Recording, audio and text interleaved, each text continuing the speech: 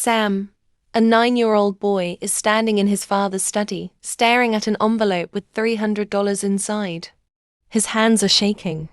Not because he's going to steal it, but because he's just realized something terrifying. His dad, a brilliant man with a PhD, works 60, sometimes 70 hours a week, and they're still broke. Meanwhile, his best friend's father, a man who dropped out of school in 8th grade, just bought his third business. And that morning, these two men, his real father and his friend's father, almost got into an argument about him. About money, about which path a young boy should take in life. One voice keeps saying to him, "Go to school. Get good grades. Find a safe job with benefits." The other voice challenges, "If you work for money your whole life, you'll never be free." One father says money is the root of all evil. The other says poverty is. One father is highly educated and respected. The other is wealthy and unconventional. One will die broke, despite his intelligence. The other will die a millionaire, despite never finishing school. And this boy, he has to choose, right here, right now. Which father's advice will he follow? That summer of 1965, in a small store in Hilo, Hawaii, a 9-year-old boy learned something that most people never figure out their entire lives. Let me take you back. While most kids his age are surfing, collecting baseball cards, and thinking about absolutely nothing important, this boy is lying awake at night, with one question burning in his mind. Why is his family always struggling with money? Every single night, same scene. His father will call him poor dad, sitting at the kitchen table, bills spread out everywhere like a battlefield of envelopes. His mother silent, washing dishes, pretending not to notice the tension. The air thick with worry and unspoken fear. Poor dad keeps muttering the same things. "Once I get that promotion, once I finish my PhD, once I make department head, then we'll be okay." But the boy's starting to notice something. His dad's been saying, "Then we'll be okay," for years. And they're never okay. Now, his best friend Mike, completely different world. Mike's dad, rich dad, as the boy starts calling him, owns 3 businesses, has rental properties, drives a new car every year. But here's what breaks the boy's brain. Rich dad barely graduated middle school. Poor dad has a PhD and is one of the most educated men in Hawaii. Rich dad wears aloha shirts and flip-flops to work. Poor dad wears a suit and tie every single day, even in Hawaiian heat. Rich dad laughs constantly, tells jokes. Poor dad looks tired, always tired. One day that summer, Mike comes running up with big news. His dad said they could work at his convenience store. They're going to make real money. The boy's heart races. This is it, his chance to finally understand how money works. The pay? 10 cents an hour. The boy does the math immediately. 3 hours, 3 days a week, for 12 weeks of summer. $10.80 total for an entire summer of work. That's when something shifts inside him. Anger, frustration, feeling he can't quite name. But he takes the job anyway, because poor dad always says, "Be grateful for any opportunity. Work hard, prove yourself." What this 9-year-old boy doesn't know yet is that rich dad isn't trying to pay him. Rich dad is trying to teach him. And the lesson? It's going to make him furious before it sets him free. Week 1, Week 2, Week 3. The boy shows up every Saturday morning at 9 a.m. sharp. He stocks shelves, he cleans, he helps customers. 3 hours of work, 30 cents richer. His friends are at the beach, they're surfing, they're free. And he's here, in this store, making less than the cost of a comic book per day. The resentment starts small like a splinter, but every Saturday, it digs deeper. Week 4. Something changes.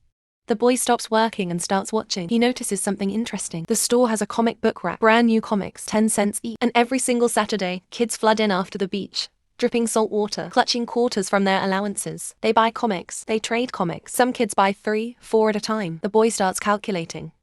20 kids, average 2 comics each, $4, just from comics, just on Saturday morning, and he's making 30 cents. That's when the anger becomes crystal clear. He's not making money. Rich dad is. The boy is trading his time, his Saturday mornings, his freedom for pennies. While rich dad sits in his office, probably at the beach for all the boy knows, getting rich off comic books and candy bars. Week 5, the boy doesn't show up. Week 6, still nothing. He's done. He goes home and tells poor dad he quit. And poor dad, he's proud. He says exactly what the boy expects him to say. "Good for you, son. You stood up for yourself. That man was exploiting you. You deserve fair wages. Know your worth." Everything poor dad says makes perfect sense. The boy feels validated, vindicated. He was right to quit. 3 days later, the phone rings. It's rich dad, but he doesn't want to talk to the boy. He wants to talk to poor dad. The boy can't hear the words, but he can see his father's face changing. Confusion, frustration, something else. Maybe doubt? When poor dad hangs up, he looks at his son and says something unexpected. "He wants to meet with you. Saturday morning, 8 a.m. He says the lesson has already started. You just don't see it yet." Saturday, 8 a.m. The boy walks into rich dad's office, ready for a fight. He's prepared his speech. I deserve fair wages. You exploited me. This is wrong. But when he walks in, Rich Dad isn't angry. He's smiling. Rich Dad leans back in his chair and asks one simple question. So, you quit because I didn't pay you enough? The boy nods, defiant. 10 cents an hour is slave wages. Rich Dad nods slowly, like he's considering this. Then he says something that makes no sense. How about I pay you nothing? Would you come back and work for free? The boy thinks he's joking. He has to be joking. But Rich Dad's face is completely serious. I'm not kidding. Come back. Work for free. And I'll teach you something about money that your father, smart as he is, will never understand. The boy is furious now. He came here for an apology, maybe a raise, and instead he's being offered nothing. He's about to storm out when Rich Dad says something that stops him cold. Your father works for money. That's why he'll always be poor. But if you work for free, just for a little while, I'll show you how to make money work for you. The question is, are you brave enough to learn? Or are you going to spend your whole life like every other employee trading hours for dollars and hoping it's enough? The boy stands there torn. Everything poor dad taught him says this is wrong. You should be paid fairly. You should demand respect. You should know your worth. But something in Rich Dad's eyes, a certainty, a confidence, makes him curious. So he does something crazy. He says yes. Week 7. The boy is back, working for free. Stocking shelves, cleaning, helping customers. And now it's even worse, because he's not even making 30 cents. He's making nothing. His friends think he's lost his mind. But something's different this time. He's not just working. He's hunting. He's looking for the answer. How does Rich Dad make money without working? What's the secret? The boy watches everything. The store, the customers, the products, the patterns. Week 8, he's staring at those comic books again. Kids come in, buy comics, read them. Come back next week for new ones. And suddenly he sees it. The old comics, the ones from last month, they're just sitting there in the back room, stacks of them, worthless to the store now. But the boy remembers kids don't just want new comics. They want to read comics. They trade them. They collect them.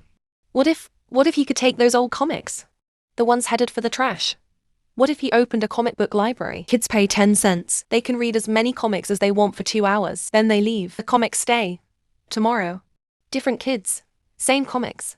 Same 10 cents. One comic book, bought once for 10 cents, read by 20 different kids over a month. That's $2 from one comic. That's not trading time for money. That's making money work for you. The boy runs to Rich Dad with the idea. And for the first time, Rich Dad's smile is different. It's not amusement. It's pride. He doesn't say good job. He says something better. Now you're thinking like a rich man. Within 3 weeks, the boy's comic book library is making him more money per week than 3 months at 10 cents an hour would have, and he's not even there most of the time. He hired Mike's little sister to watch the library for $1 a week. She's thrilled. She's making more than minimum wage for kids. And the boy? He's learning the most important lesson of his life. Poor dad trades time for money. Rich dad creates systems that make money while he sleeps. That summer, that 9-year-old boy learned what most people never figure out. The game isn't about working harder. It's not about getting paid more per hour. It's about building anything that works even when you don't.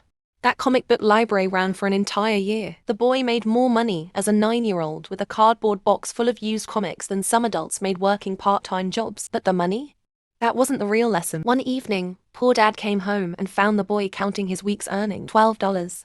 Poor dad smiled, but it was a sad smile. He said, "I'm proud of you, son. You're quite the little entrepreneur." Then he went to his study to grade papers. Unpaid overtime. Like always, that night, the boy realized something that made his chest hurt. He loved his father. Poor dad was brilliant, kind, hardworking, but poor dad was trapped by his own beliefs about money. Poor dad believed, work hard, get good grades, find a secure job, climb the ladder, money will follow. But it never did, because poor dad was teaching himself to be a better employee. Rich dad was teaching the boy to be an owner. Poor dad said, "I can't afford it." Rich dad said, "How can I afford it?" See the difference? One sentence closes your mind. The other opens it. Poor dad said, "The love of money is the root of all evil." Rich dad said, "The lack of money is the root of all evil." One feared money. The other respected it. Poor dad believed in job security. Rich dad believed in financial education. Poor dad worked for his paycheck. Rich dad made his paycheck work for him. Here's the uncomfortable truth. Most of us were raised by poor dad. We were taught the same lessons. Go to school, get good grades, find a safe job, save money in a bank account earning 0.5% interest while inflation runs at 3%. Work 40 years, retire, hope it's enough. We were taught to be employees, not to create employment. We were taught to work for money, not to build assets that generate money. We were taught that a house is an asset, when really, if it's taking money out of your pocket every month, it's a liability. The school system, it was designed during the Industrial Revolution. It was built to create factory workers, obedient, punctual, good at following instructions. And it still does exactly that. It creates employees, not entrepreneurs, not investors, employees. Rich. Dad taught the boy something radical. Financial intelligence isn't taught in schools because schools were designed by employees, for employees. The system works exactly as intended. It just doesn't work for you. So here's where the story gets personal. Because that 9-year-old boy, he had to make a choice, and so do you. Right now, today, you can follow poor dad's path. Work hard. Be loyal to your company. Hope for promotions. Save what's left after taxes and expenses. Retire at 65 and hope Social Security still exists. It's the safe path. The respected path. The path 95% of people take. Or you can follow Rich Dad's path. Learn how money actually works. Study assets and liabilities. Build systems. Take calculated risks. Make mistakes. Learn. Adjust. Build something that generates income while you sleep. It's the uncertain path. The criticized path. The path 5% of people take. Poor dad retired with a pension that barely covered his expenses. Died comfortable but not free. Rich dad retired a multi-millionaire at 54. He died wealthy, generous, and surrounded by opportunities he'd created for others. Same island. Same economy, same opportunities. 2 completely different financial educations. 2 completely different results. That boy with 2 fathers? He's a grown man now. A wealthy man, and when people ask him, what's your secret?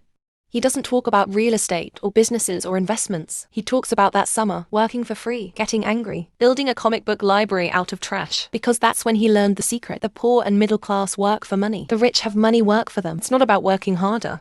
Your poor dad probably works twice as hard as any rich person, you know. It's not about being smarter. Your poor dad might have more degrees than most millionaires combined. It's about financial education. It's about understanding the difference between assets and liabilities. It's about building systems instead of trading time. It's about making different choices with the same 24 hours everyone gets. The question isn't, can you do this? The question is, which father will you listen to? Because you have 2 voices in your head right now. One voice says, this is interesting, but I need to focus on my job, my security, my safe path. That's poor dad. The other voice says, what if I started something small? What's my comic book library? What could I build? That's Rich Dad. The boy with 2 fathers chose Rich Dad's path. Not because poor dad was wrong. Not because poor dad didn't love him. But because he wanted freedom more than security. What about you? Which path will you choose? The safe one everyone takes? Or the one that actually leads somewhere different? Your financial education starts now. The question is, are you brave enough to learn?